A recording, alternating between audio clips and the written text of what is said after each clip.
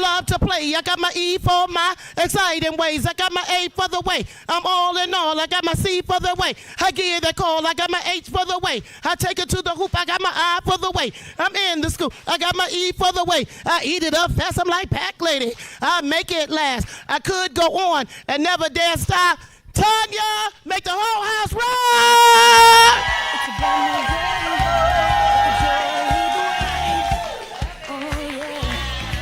Woo! Y'all better stand up. Come on now. Get on your feet. Yes. So cute. Do it, sis. You're going to have to walk, baby. You got to walk. Yes. Yes.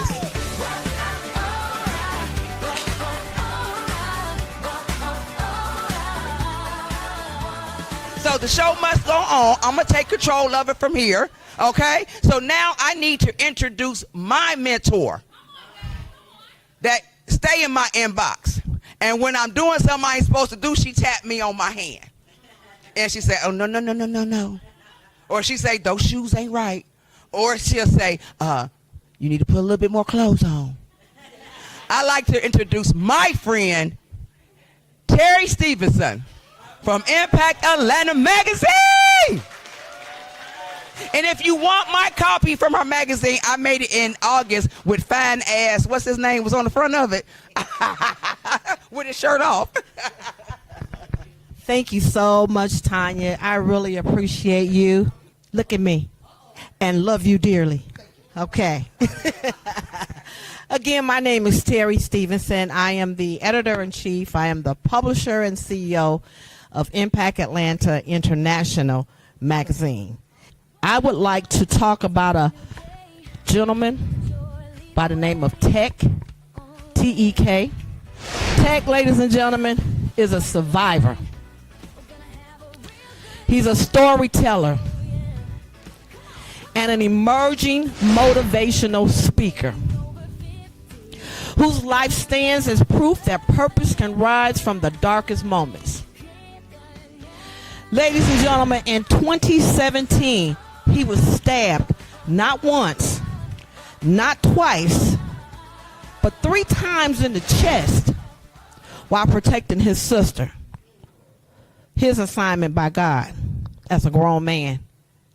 He's responsible for us as women. Protecting his sister. An attack that left him flatlined for 46 seconds. He had a talk with God. During that time, he experienced what he described as an encounter with pure love, energy, and truth. That's that touching the hem of the garment moment. He had faith and came on back. In that moment, it forever changed the trajectory of his very life. Ladies and gentlemen, put your hands together for Tech.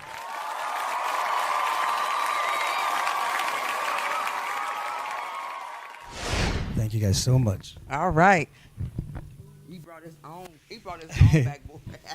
His own billboard. Okay. All right. Tech, it is an absolute pleasure. Guys, when I was going through all his info, you know, because I lay in the bed at 1 or 2 o'clock in the morning and I study a person. You know, I read and I study. I study them. I watch how people post on their pages. I watch how they post. And I was reading about him and I was in tears and in awe. Y'all getting ready to get full, okay? So for no further ado, let's start asking these questions. Tell me where you were born, and as a 4-year-old child, what happened to you when you were in the refugee camp?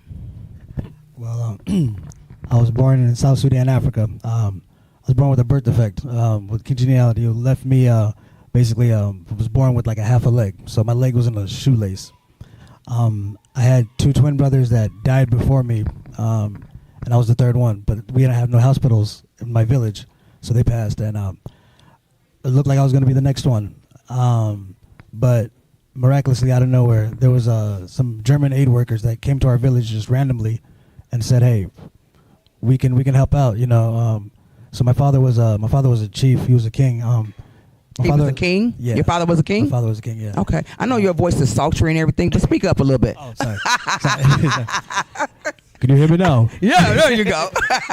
No, so my father was a chief. He was a king, and he's never seen a white person before. So they're like, they saw my condition and they said he definitely needs to come with us, but one condition, he has to come by himself.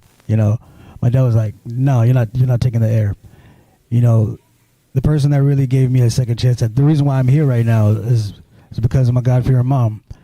She said it's no coincidence. She just lost twins, and she's not ready to lose me. So by the faith, this is what faith led to. She said there's no coincidence that God brought him here at this very moment.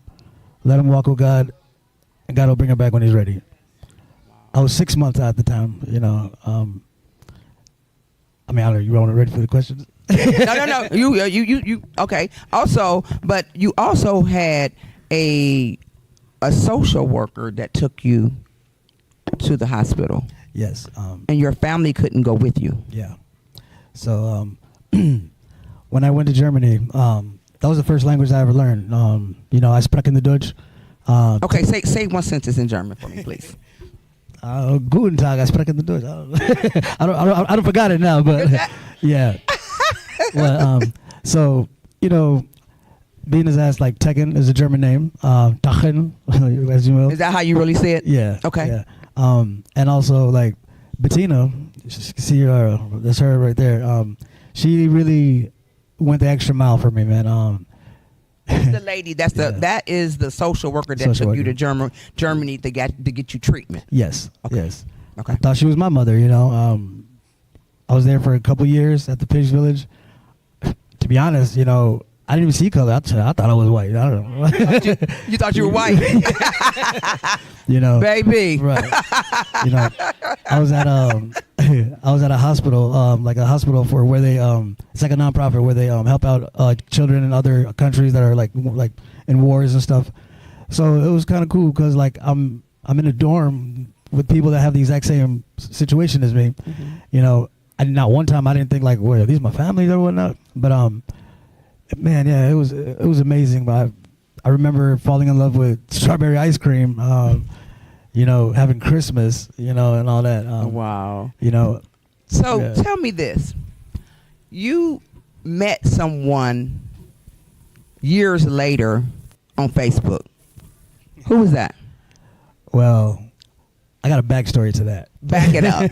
back. Go ahead. So while I was at the Peace Village in Germany, my father, he calls the embassy. He was like, yo, it's been 4 or 5 years. Like, where's my son? I bring him back.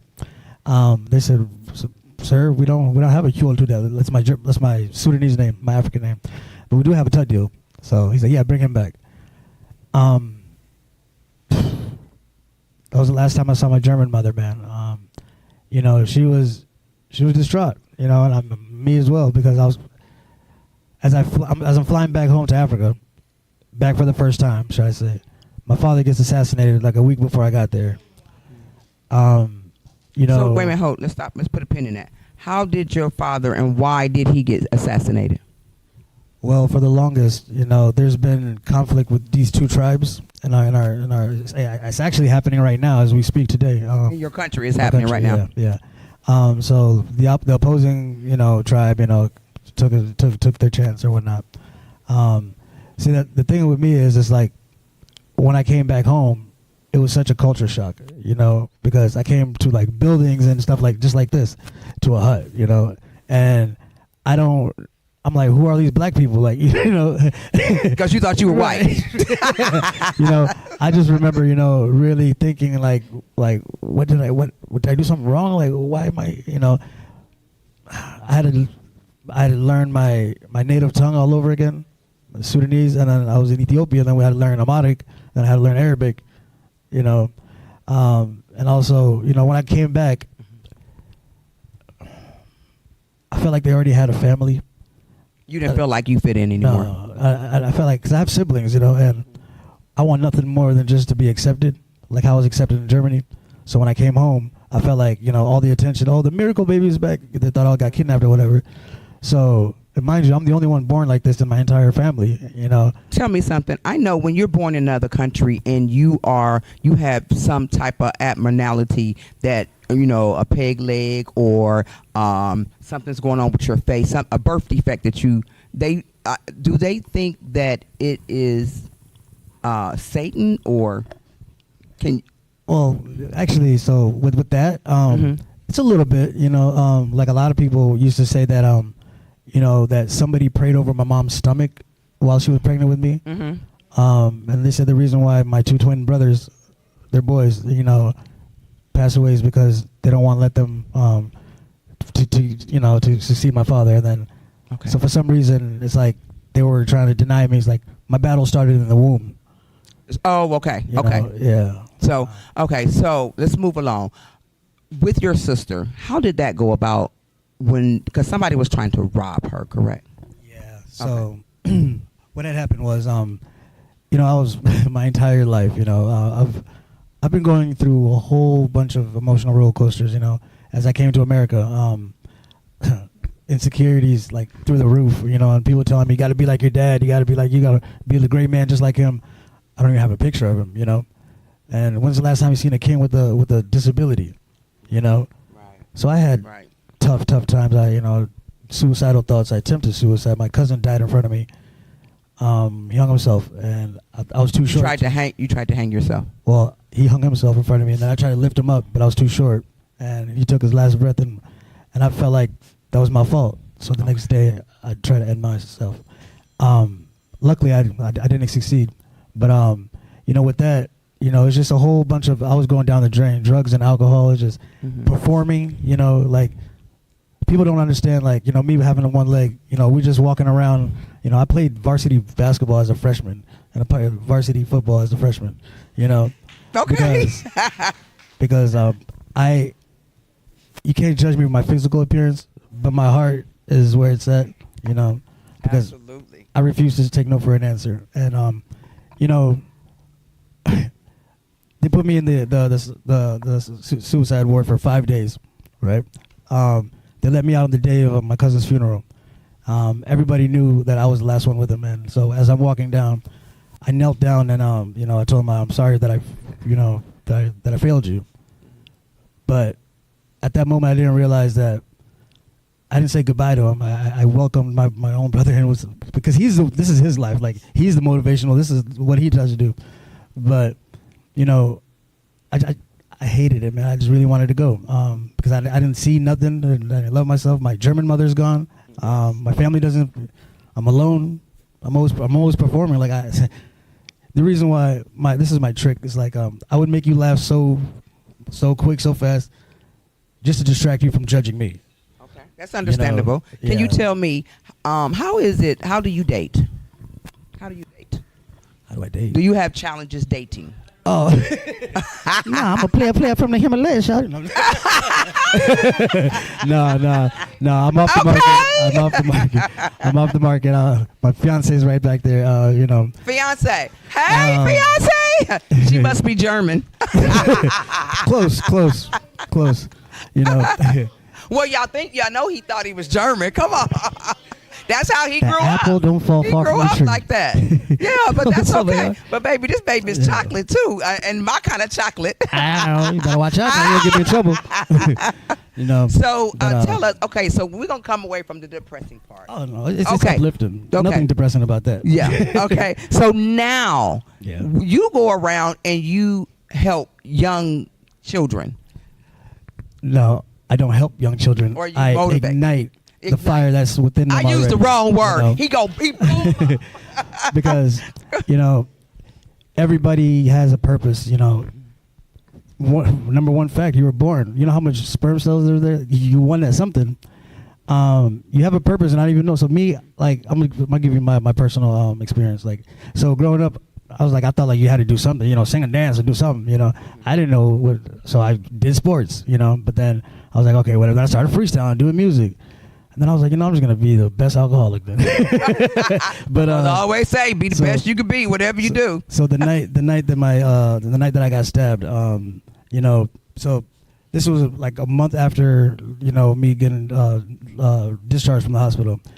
I'm going through it, and some guy's trying to fight my sister, and then, you know, I'm just like, okay, whatever, I can take this guy. So I did that, and then 2 hours later, he snuck back in the party. He tapped my shoulder, and I looked back, you know, and he stabbed me 3 times in the chest.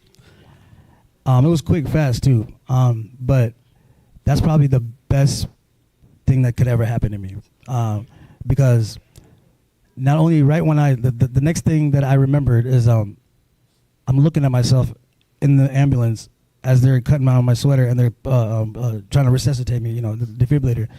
I'm having an outer body experience, and I don't understand this. So I'm like, hey, y'all, man, you guys put something in my drink? What the hell is going on? Like, I'm literally talking like that. And then out of nowhere, I was not locked in time. I could not comprehend what time was, you know, like, I didn't know. And then, you know, once I realized I understood what's going on, because everything is happening in slow motion. And then I just get these downloads, this rush of knowledge. Like I can't explain it, you know, but I figured out that life is all about energy, frequencies, and vibrations. Okay. Love being at the all-time highest of all time, right? Yes. You know, Yes. Love is the most detrimental weapon and the most powerful weapon in the same time. Yes. So in all that, once I understood that, then everything just went white. Like not the white that we see, it's like a whole different type of white, you know.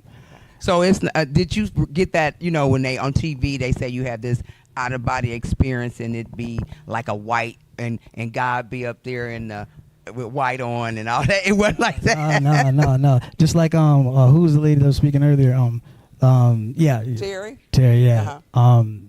What I experienced is, you know, we are in His image. So it's not, you're not seeking anybody or whatever this that you're seeking yourself. Yes. You know, so when I went up there, this white that I felt, you know, I felt like it was like a circuit, like, you know, like an electric circuit, you know, everything was connected, everything, you know, but like, oh man, I'm sorry, choke up every time. This energy, this love that I was feeling, it was just, it was powerful, man. Like, I felt warm, I felt wanted, I felt celebrated, not tolerated. I felt like a family. I felt like I fit in. I felt like I had 2 legs. I felt like I knew my German mom. I felt like I saw my dad. You know, yes. And mind you, like that's everything that I ever wanted in life.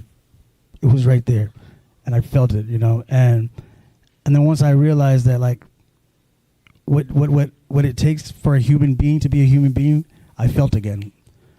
Pain, confusion, emotion, and as I got up, you know, the EMTs were like, "Oh, Tekken, oh, you were gone for 46 seconds. Can you tell me what happened?" I was like, "Take me back," you know. But the day that I died was the day that I woke up. Wow. You know, And all your insecurities just like gone out the window, because you know what I realized was all that love that I was receiving up in heaven, or whatever you want to call it, is really the love that I was neglecting within myself. And it was always there. It was always there. That's why I say I just open up to young people what's already there, and you know, truly. My very thing that I thought was going to be my demise ended up being my salvation. You know, because we, like I said, we are in His image, right? So the way you show me that you love God is by the way you love yourself. You know, because after, you know, truly, I'm going to give you guys a secret. The real secret is self-love will bring you everything you ever wanted and desired. If you could ask yourself... Say that one more time. Self-love will bring you anything you ever wanted and will desire. Because, you know, with me, right? So let me tell you guys this really quick story. After I woke up, you know, I was in a coma for like a month. And then I was praying to God. I was like, oh, man, let me find this guy that, you know, I was still saved, right? But I still had that revengeance part in my heart, you know. I was like, I didn't testify against him because I wanted to murder him, you know what I mean? Mm-hmm. So he was going down for attempted murder. And then 3 months later, look how world works. I'm pumping gas at the gas station. I still have the bandages over my chest. I feel a tap on my shoulder. You know how trauma works. That's the exact same tap I remember. I turn around. It's the guy that stabbed me. Wow. And, yeah. Can you tell me why you didn't testify against him? Because I was planning to kill him. Wow. You know? Yeah. What changed your mind? So, as I turn around, I'm stuck. I'm shocked. I'm shaking. And he's just like, oh my God, Tekken, oh my God. Oh, thank God you didn't die that night. I'm so sorry, man. Man, please, man. And thank you so much for not testifying. You gave me a chance to be a father to my children. And then he started crying. And then I'm crying too. I can't move. You know, not because God finally gave me the man that I've always wanted, but I'm looking at the man that saved my life by killing the old me. Wow. I'm looking at my salvation, man. And that right there, it hit me like a ton of bricks. You know, because I'm looking at this man and I'm crying because you birthed a new me, you know. And I told him, somebody that tried to kill you. Yeah, I told him, thank you, man. God works in mysterious ways. I forgive you. Go be a father to your children. At that moment, a tank lifted off my chest. And I felt like that feeling that I was feeling in heaven, I felt that again for 5 minutes, right? To make matters even more miraculous, a year later, I posted a baby picture on Facebook. And my German mother finds me on Facebook randomly. We've lost contact. You know, what I felt like, I truly feel like God was really testing me. Because he'll give you a test, anything. But I think when I chose to forgive him, he finally rewarded me with the one I really wanted to reunite with. And that was your German mother? My German mother, yeah. Yeah. Oh, my. So, last question. How do you hold on to your Ethiopian culture without the past trauma overshadowing it? Because I'm sure you still hold on to your culture. Because I watch you on your page, and you always have the flag up. You are always taking pictures. Because you're a photographer as well. Yes, yes. But how do you hold on to that? You know, I've came to a point in my life where I believe that there's no such things as a loss. There's never been, you know, and everything is a positive. If you think about it or not, everything is a win because it's either a learning lesson or it makes you better, you know. So I truly say I have no traumas, and if I would have got stabbed again, I would do my whole life all over again, exactly where it was, because everything that you guys went through, good or bad, was designed for you, to make you who you are today. Because if you were not meant to be, you would have been dead and gone a long time ago. Absolutely. So, well, we're gonna keep up with you because we have all your information is behind us. Okay, yeah. I appreciate you so much. It took me forever to get your bio, but you finally came through, and you did not show up. I appreciate you. Thank you so much. Appreciate it. Okay. So a really good mentor of mine. He's in the back. His name is Vadu Films. He surprised me with this, and I'm actually starting my documentary. We just started filming it, and we're actually doing a fundraiser. So I'm going to go back to Germany and actually hug my mom again for the first time. And I want to go back to Germany to go speak at the children at the hospital where I was at and let them know that life doesn't end here, man. Trust me, I was in that room right there. And yeah, so thank you so very much. He is going back home, y'all. Because y'all know he think he German. Yeah. All right. Thank you so much. Again, my name is Terry Stevenson. I am the editor-in-chief. I am the publisher and CEO of Impact Atlanta International magazine. Yes, we do have an international footprint, ladies and gentlemen. For you, for anybody that's doing anything, because we have a platform for everybody to hear about it, see about it, read about it, and do what now? What's next? Talk about it. We tired of talking about it. It's time to be about it. Okay? We ain't going to keep talking about some things. We're going to start being about some things because, one, we got to support each other. We don't even give consideration to our sisters and brothers, but we'll call that white man on that corporate job and say, hey, I'm late, or I ain't coming in. So the non-consideration for the sister to not even get a phone call is unacceptable. That's unacceptable. Okay, we got to do better as a people. So Impact Atlanta magazine has been around for 13 years. I started off as a journalist. My very first interview was Floyd Mayweather Sr. He gave me, well, I actually called him. He had received a call from Time magazine. He had received a call from Essence and Ebony, as well as People magazine. He refused to give them an interview. I'm the only one in the entire history of life that had the opportunity to interview Floyd Mayweather Sr. I went to his home. I stayed with him for a week. I went to the gym. I shadowed him. I walked in his footstep. When I realized how fulfilling that was for me, I feel like it was time to level up. Okay? So no longer did I want to work for people. I need to own some stuff. We need to own some stuff. Ladies and gentlemen, we need to own some stuff. Tanya R. Lewis, Dating, the Diary of Dating Over 50. This woman here, I met her on a panel, or actually on a platform. She and I, along with several other beautiful women, were being honored, the Women of Honors. Women of Honors. Well, lo and behold, and little did I know that we were even from the same city, same town, because I saw her in pictures with all my friends. I'm like, girl, what are you doing? Where you been? What's going on? Yeah, we're from Cleveland, Ohio. OH10 in the house. So we're some original Buckeyes here. So we had a lot more in common than we even knew. We sat next to each other for that whole ceremony. And it's like our spirits kind of intertwine. You know how that is, Doc? You know how that is, Doc. The spirits just kind of intertwine. And sometimes you just got to rest in it. You just got to rest in it. Just let it sit. What was the word say? Touch the hem of his garment and see that I am real. It wasn't the fact that he touched the hem of the garment. It was the fact that you had faith that you was going to be healed by touching the hem of the garment. So it's that faith that we have to hold on to when we're walking in this journey, because life ain't fair and they don't like us. This guy got roots in the UK. He's repping the east side of Atlanta now. He got this smooth blend. He's got this UK sound with this Atlanta swag. He's on all major platforms. You can find him at GLND. That's the abbreviation for G London. Get it? GLND. All platforms. Yeah. And G London's about to do something for y'all ladies. So y'all just get the energy going. Let's just round of applause for my guy G London. Yeah. Let's get it.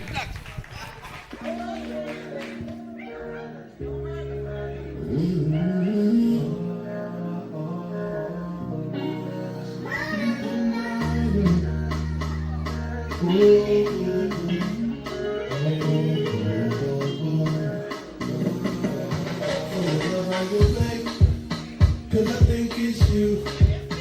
You are what I want. You what I need.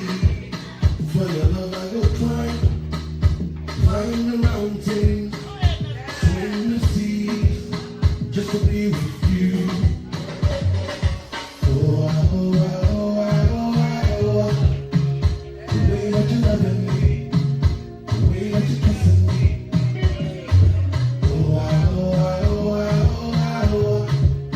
For your love I will promise, 'cause I will risk it all. As long as you know you.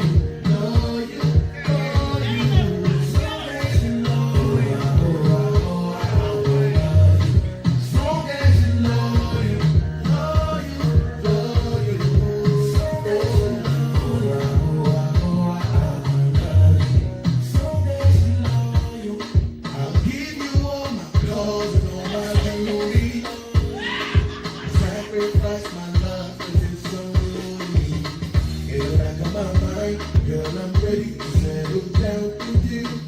I buy you that couch that you want. I keep my promise with you. Girl, I know. Need your love. I'll be back for your love, 'cause you understand. You're the only one that I understand. I can tell right now you're my number one. Hey. Loyal. Thank you.